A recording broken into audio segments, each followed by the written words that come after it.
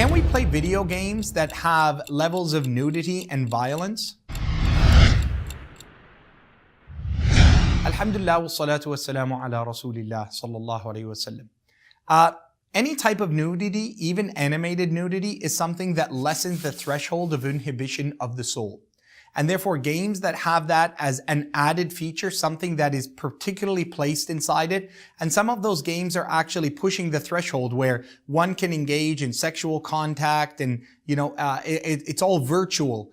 All of that should be given the hukm of being impermissible in terms of its viewership, active participation in it, and because of its loss of inhibition and leading you to that which is haram. So it's something that would be considered haram on account of it leading to that which is sinful and a behavior and a lowering of one's inhibition in that sense. And similar in vein are things that are avert of gross, gruesome violence. All of these are things that have been shown in scientific studies and medical studies that they are things that do affect us on a very cognitive basis. And I'll give you a small example of that. When they were first training soldiers to aim at people so that they can, lead them to battle, they found that when they had paper targets that didn't have a silhouette of a human being, when soldiers actually went on the battlefield, they found it very difficult to target living, breathing human beings.